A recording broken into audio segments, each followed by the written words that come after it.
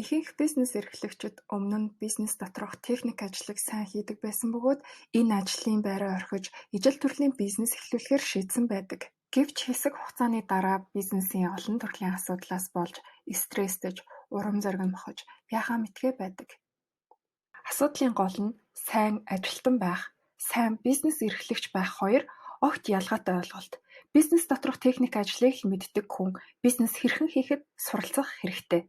Энэхүү видеогоор та бүхэн бизнесээ хэрхэн үр дүнтэй, бүтээмжтэйгээр удирдахыг сурах бөгөөд эцэст нь таны хүсч буй эрх чөлөө, гал хүсэл эрмэлзэл, амжилттай бизнес бодит биелэлээ олох болно. Бизнес эрхлэгч, менежер, ажилтан гурвын ялгаа. Бизнес эрхлэгчид бол алсын харааг тодорхойлогчид, мөрөөдөгчид, стратегчид, шин санаа гаргагчид байдаг. Тэд үргэлж ирээдүйн цаг дээр амьдардаг ба ирээдүйн талаарх төсөөлөл нь маш хүчтэй байдаг. Менежер бол төлөвлөгч. Бизнес эрхлэгчийн гаргасан шин санааг хөрсөн дээр буулгаж бүх ойлгомжгүй зүйлсийг бодит амьдрал болгодог хүн. Ажилтан бол бизнес дэх бүхий л техник ажлыг гүйцэтгэдэг.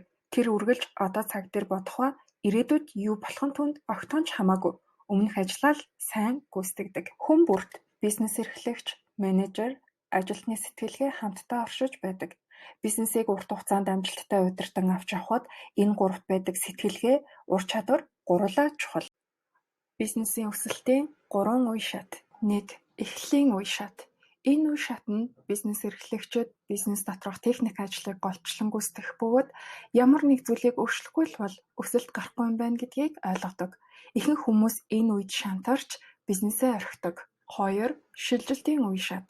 Энэ үе шат нь бизнес эрхлэгчид мэргэжлийн хүмүүсийн тусалцааг авах шийдвэр гаргадаг. Бизнес тулгарч буй асуудал, бизнесийн өдөр тутмын үйл ажиллагааг мэргэжлийн түвшинд боловсруулж бизнесээ системчилж эхэлнэ. 3. Боловсронгуй болох үе шат. Энэ үе шатанд бизнес эрхлэгч бизнес хаашаа явах хэрэгтэй, тэнд хүрэхийн тулд юу хийх хэрэгтэй, компани ямар бүтцтэйгээр ямар үйл ажиллагаа явуулах хэрэгтэй вэ зэрэг бүх зүйлийг мэддэг болно. Бизнес дотор ажиллаж байгаа бүх хүн юу хийхээ мэддэг болох бөгөөд тогтмол үр дүнг үзүүлнэ. Бизнес дотор биш, бизнес дээрээ ажил. Видеого түр зогсоогоод дараах асуултуудыг өөрөөсөө асуугаарай. Бизнесээ яаж өөрөөсөө хамааралгүй ажилдаг болгох вэ? Хэрхэн ажилтнууд миний оролцоогүйгээр ажиллаа хийдэг болох вэ? Бизнес 100 дахин томорсон ч амжилттай ажилдаг байхаар бизнесээ хэрхэн системчлэх вэ? Бизнесийн өдөр тутмын ажилд оролцохгүй ч хэрхэн бизнесийг эзэмшдэг байх вэ? Яаж бизнес дэх ажлыг хийх ёстой болохоор биш, дуртай болохоор хийдэг болох вэ? Энэ бүхний нууц нь франчайз загвар. Макдоналдс бол франчайзын хамгийн сайн жишээ. Дэлхийн 100 гаруй орнд ажиллаж байгаа Макдоналдсын 36 мянган салбарт яг нэг стандартаар шаарсан төмөс бүргэрийг хэрэглэгчдийн гарт хүргэж байна. Энэ бүх ажил стандартын дагуу хийгдэхэд Макдоналдсын үүсгэн байгуулагч, хувьцаа эзэмшигчдээс ямар ч оролцоо шаарддаггүй. Яг үүнтэй ижилхэн бизнесийг бүтээхдээ анхнаас нь франчайз загвараар хийх хэрэгтэй. Бизнес дэх процесс бүрийг тодорхойлж, таны оролцоогүйгээр бүх ажил явдаг байх системийг бүтээх хэрэгтэй. Франчайз загварыг нэгэнд бүтээж чадвал бизнесийг хэдэн мянга дахин хуульж болдог. Ямар систем танай бизнест хэрэгтэй вэ? Системийг хэрхэн боловсруулдаг юм бэ гэд маш олон асуултууд одоо танд төрж байгаа байх. Бизнесүүд өөр хоорондоо ялгаатай, хичнээн өвөрмөц дахин давтагдчихгүй байлаач бүх бизнест ижил төрлийн хэдэн систем ажилладаг. Маркетинг төвс компаниас бизнес эрхлэгчдэд зориулж системийн тусламжтайгаар бизнесээ өөрчлөх нэртэй цахим гарын авлагыг боловсруулсан. Энэхүү гарын авлагаас та амжилттай бизнесийг бүтээхэд шаардлагатай бүх системийн жагсаалтыг мэдэх болно. Видеоны тайлбар хэсэгт гарын авлагыг худалдаа авах холбоосыг оруулсан байгаа. Энэхүү гарын авлагыг уншихаас ажиллаа эхлээрэй. Амжилттай франчайз загвар бүтээх 6 дүрм. Нийтвэр дүрм. Хэрэглэгч, ханган нийлүүлэгч, ажилтан, зээлдэгч гээд бизнест оролцогч бүх талуудад тогтмол үр дүнг хүргэдэг байх. Өөрөөр хэлбэл бүгд сэтгэл ханамжтай байна. 2 дугаар дүрм. Бизнес дэх өдөр тутмын үйл ажиллагааг гүйцэтгэхэд өндөр ур чадвар шаарддаггүй байх. 3 дугаар дүрм.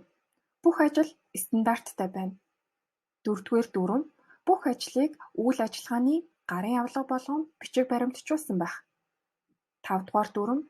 Хэрэглэгчдэд үргэлж нэг стандартаар үйлчлэгээ үзүүлдэг байх. 6 дугаар дүрм. Дүрмд хувцас, өнгө, тоног төхөөрөмж, хэрэгслүүдийг кодлсон байх.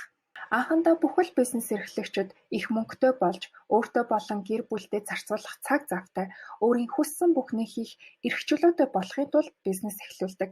Гэтэл тун удалгүй энэ бүхэн эсрэгээрээ эргэж дуустдаггүй их ажил, санхүүгийн асуудлууд толгой өвтгөж эхэлнэ. Энэ бүхний эцсийн шийдэл бол бизнесээ системчилж өөрийгөө чөлөөлөх.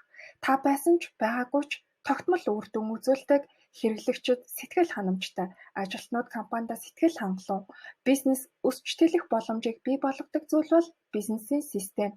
Жижиг дунд бизнес эрхлэгчдэд зориулсан анхны видео контентыг хүлээн авч үзсэн та бүхэнд баярлалаа. Цаашид тогтмол зөвлөгөө мэдээлэл авахыг хүсвэл манай YouTube сувагт subscribe дарж нэгдээрэй. Мөн бидэнтэй хамтран ажиллахыг хүсвэл Marketing Tools CGM болон манай Facebook хуудасаар холбогдоорой.